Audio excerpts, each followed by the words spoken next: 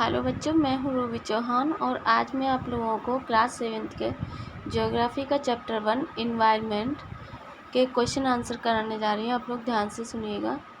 Question number 1 है यहाँ पर, what is an ecosystem. Answer है, an ecosystem is a community in a given area where living organism interact with each other and their immediate surroundings including non-livings। Question number 2 है, what do you mean by natural environment।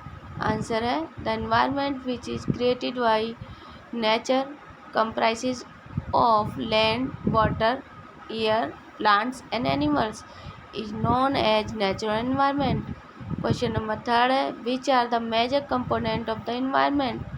Answer है, the major component of the environment are number 1 natural environment, number 2 human environment, number 3 human made environment.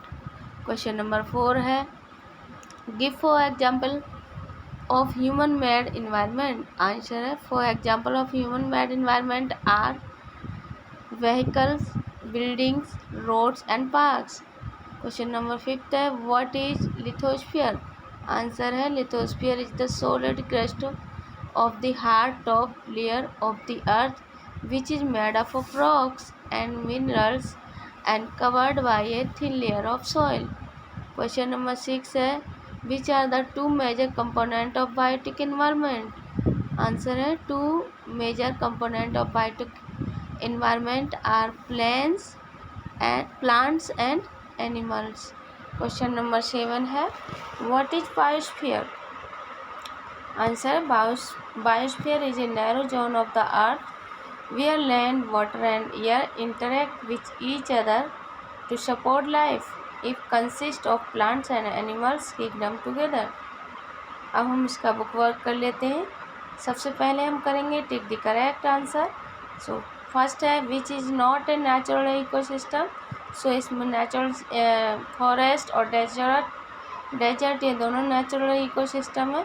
So यहाँ पर aquarium है, वो मनुष्य द्वारा बनाया जाता है। So aquarium is the right answer. ठीक है। नंबर 2 है, which is not a component of human environment. So यहाँ पर है land, religion and community.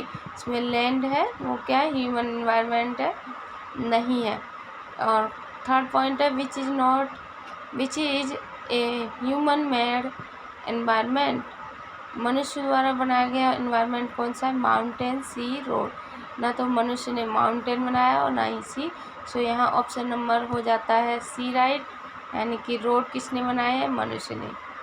Question number 4 है, which is threat to environment. हाँ, मतलब एनवायरनमेंट के लिए क्या घातक होता जा रहा है, खतरे के कारण हो जाता है। तो ग्रोइंग पॉपुलेशन, जनसंख्या की बढ़ती हुई दर एनवायरनमेंट के लिए खतरा बनती जा रही है। नंबर 3 है, मैचिंग द फॉलोइंग। बायोस्फीयर क्या है, blanket of air which surround the air, earth. Point number 2 है, एटमॉस्फेयर। सो इसका है डोमेन ऑफ। हमने इनकी मैचिंग हम देख लेते हैं। यहाँ पर देखो मैचिंग दी गई है।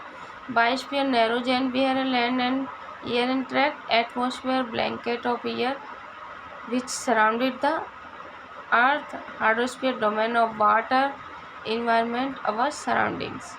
ठीक है। यहाँ पर गिव रीजन है, man modify his environment and plants and animal depend on each other. First है, man modifies his environment because they are capable of modifying it according to their need and live comfortable life. He also modifies environment to adapt himself to the natural surroundings.